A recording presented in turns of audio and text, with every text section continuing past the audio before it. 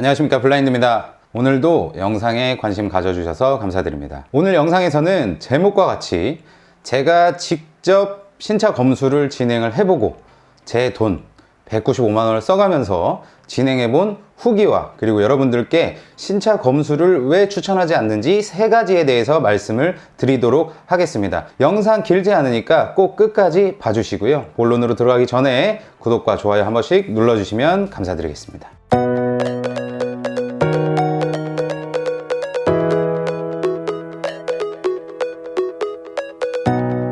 우리가 신차 검수를 하려는 이유에 대해서 한번 생각을 해볼 필요가 있습니다.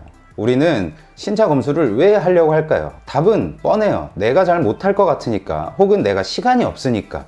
거의 대부분 이런 이유로 하시게 되는데, 이런 이유들 때문에 인터넷에 찾아보시거나 네이버 카페 혹은 동호회 카페 등을 찾아보시면 신차 검수 광고들을 많이 보시게 될 거예요.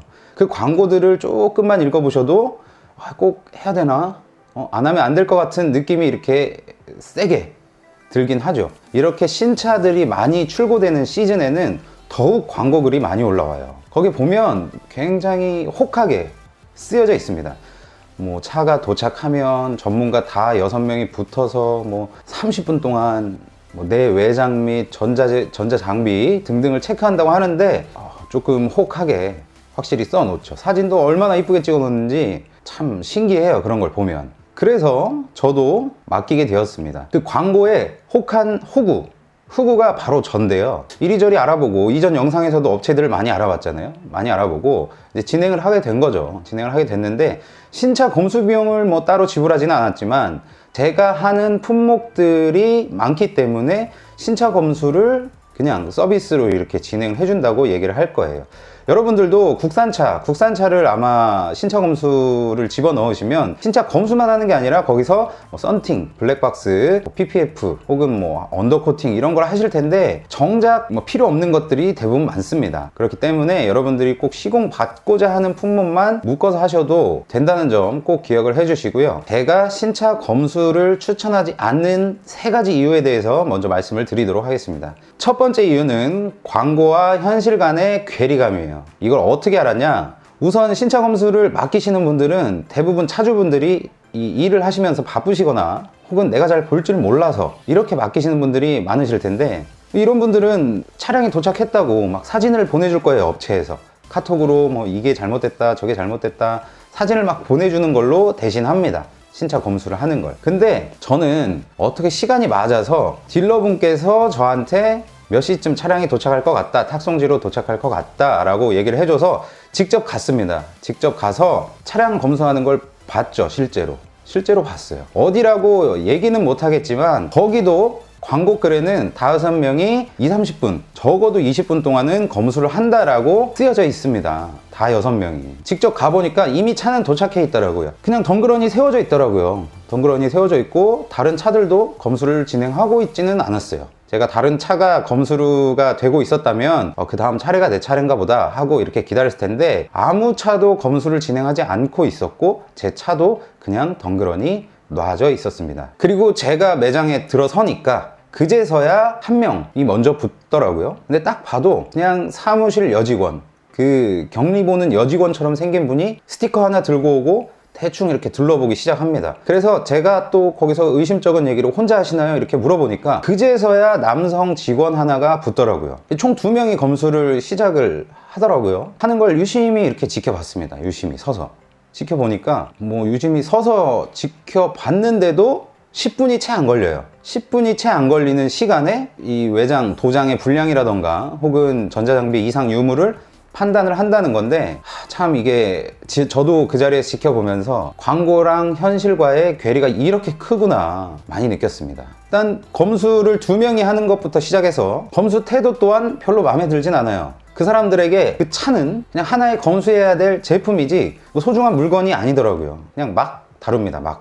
어차피 비닐 다 씌워져 있고 그렇게 하기 때문에 소중하게 다루진 않아요. 다른 업체를 찾아가도 조금은 다를 수 있고 엄청나게 신경을 써서 하는 업체들도 있겠지만 대부분의 업체들이 그렇습니다. 대부분의 업체들이 그렇게 진행을 할 거예요. 아마 제가 이 검수 끝나고 작업 다 끝나고 그 업체 사장님께도 물어봤을 때도 이실직고 해주시더라고요. 다른 데도 똑같다고. 광고 보시면 신차 검수 체크리스트라고 본인들이 운영한다고 이렇게 번듯하게 돼 있잖아요. 제가 지금 이 영상 설명란에도 그 체크리스트를 올려드릴 건데 그거 들고 있지도 않아요. 그걸 보면서 하지도 않습니다. 본인들이 전문가랍시고 다 아는 것처럼 그렇게 얘기를 하다 보니까 차주 입장에서는 그런가 보다 할 수밖에 없는 그런 상황이 생깁니다. 이상하게. 그러니까 이 검수 인원과 검수 태도가 너무 마음에 들진 않았어요. 이게 첫 번째 이유였습니다. 여러분들이 광고에서 본 것처럼 여러분들의 소중한 새 차를 그들은 그렇게 신경 써서 검수를 하지 않는다는 점. 벌써부터 받을 이유가 없죠. 그렇게 생각을 하실 거라 믿습니다. 두 번째 이유는 여러분들 차량이 시공샵에 들어가게 되면 차 절대 못 빼게 해요. 시동도 못 걸게 하는데도 태반입니다. 차를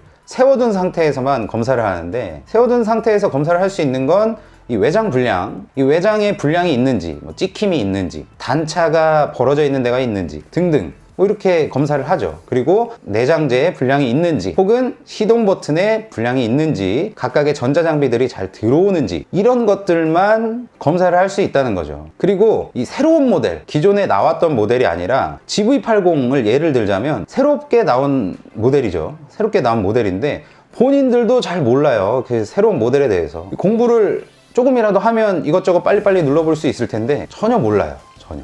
버튼이 어떤 건지, 이건 뭔지 잘 모릅니다. 그런 분들이 어떻게 검수를 똑바로 할 수가 있겠냐고요. 저만 이해가 안 되는 건지 모르겠지만 저는 그 자리에서 이해가 안 됐습니다. 그러니까 이 외장에 대한 검수는 굉장히 간단해요. 실제로 하는 걸 보니까 초보자도 그리고 차를 조금이라도 타신 분들이면 너무 잘하실 수 있고, 그리고 혹시라도 차를 돌려보내야 될 그런 중요한 결함이면 우리도 발견할 수가 있어요. 우리도 충분히 할 수 있겠더라고요. 제가 다시 한번 말씀드리지만 이 영상 설명란에 보면 링크가 하나 있어요. 파란색 글씨가 하나 있는데 그걸 클릭하시면 제가 올려놓은 그 신차 검수 리스트라는 게 있을 거예요. 혹시라도 스스로 신차 검수를 하실 분들은 이 체크리스트 다운 받으셔서 충분히 시간을 가지고 검수하시고 그 다음에 인수를 하시길 추천을 드립니다. 제가 외장 검수를 진행하는 동안 느낀 점이 뭐였냐면 이런 거에 비유를 할 수 있을 것 같아요. 우리가 스케치북에 크레파스로 그림을 하나 그린다고 가정을 해봅시다. 이쁘게 그려놨어요. 모두 완성된 작품인데 크레파스를 써보시면 아시겠지만 그 흰색 점 하나가 있죠. 멀리서 보면 전혀 안 보이고 웬만큼 가까이서 봐도 잘 안 보이죠. 근데 엄청 눈을 가까이 대고 보면 보입니다. 엄청 살짝. 약간 그런 흰 점을 찾는 느낌이었어요. 분명 스티커가 붙어 있습니다. 여기가 도장 불량이라고 스티커가 붙어 있었는데 막상 가서 보면 이거는 알려줘도 고개를 다른 데를 봤다 다시 보면 보이지 않는 그런 마술 같은 일이 벌어지더라고요. 외장 품질은 공장에서 이미 한번 검수를 하고 나오는데 개중에 이제 불량이 있을 수 있죠. 불량이 있을 수 있는데 대부분의 차들은 차를 돌려보낼 만큼 불량이 있지 않다는 점 꼭 기억을 해주시고요. 그리고 돌려보낼 만큼 불량이 있다면 충분히 우리 스스로 해도 발견할 수 있다는 점도 꼭 기억을 해주시기 바랍니다. 여기까지가 두 번째 이유였고요. 마지막 세 번째 이유는 가격적인 측면입니다. 제가 195만 원을 내면서 든 생각이에요. 신차 검수라는 명목 하에 저는 패키지 시공은 하진 않았습니다. 제가 원하는 제품들만 시공을 했고요. 그 시공비만 저는 낸 거죠. 그게 195만 원이었어요. 이걸 내면서 든 생각이 하지 말걸. 이 생각이 많이 들더라고요. 조금만 여유를 가지고, 조금만 시간을 가지고 신차 검수를 직접 하고, 그리고 틴팅과 블랙박스도 저렴한 데서 하고 했으면 아마도 제 생각인데 한 100만 원 초반에 끊을 수 있었을 거라는 생각이 강하게 듭니다. 100만 원 극초반에도 끊을 수 있었을 거란 생각이 들어요. PPF, 본넷 PPF를 제외하면. 그래서 이 신차 검수라는 명목 하에 패키지가 너무 터무니없이 들어있기 때문에 신차 검수를 추천을 하지 않는 거예요. 이 아무것도 모르시는 분들이 보면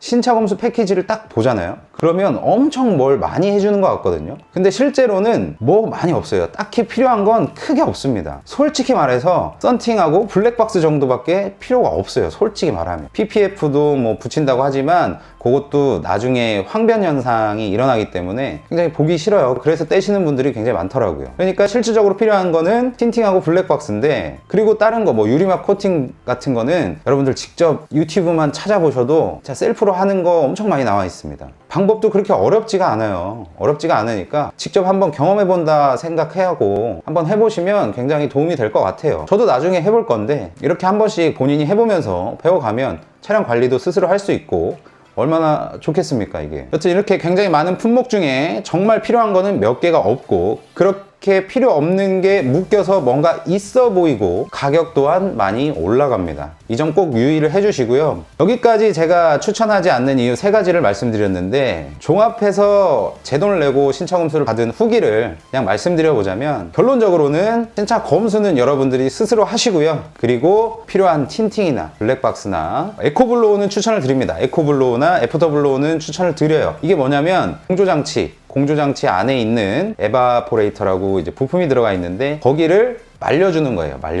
말려줌으로써 여름에 발생할 수 있는 에어컨 냄새라든지 이런 거는 확실히 잡아줄 수가 있습니다. 이거는 신차 때 해야 효과가 제일 좋아요. 제일 좋으니까 이거는 꼭 추천을 드리고요. 여튼 이 3가지 틴팅과 블랙박스, 에코블로우 정도만 이렇게 잘 알아보시고 가격 비교해 보신 후에 그 다음 장착하시는 거를 추천을 드립니다. 많은 분들이 지금 광고를 보시고 신차가 엄청 많이 쏟아져 나올 시즌이기 때문에 고민을 하고 계실 텐데요. 이 영상을 보시고 결정하시는데 도움이 되셨으면 좋겠고요. 그리고 제가 추천하는 방법대로 신차 검수는 스스로 하시고, 나머지 썬팅이나 블랙박스, 에코블로우 같은 경우에는 가격을 여러 군데 비교를 해보시고 저렴한 곳에서 시공을 하신 후에 남은 돈으로 사랑하는 가족분들이랑 맛있는 소고기 사드시기 바랍니다. 오늘은 여기까지고요. 그 다음 영상에서는 제가 썬팅을 전면을 30%, 측 후면을 5%를 했는데요. 한번 주행을 길게 해보고 후기를 올려드리도록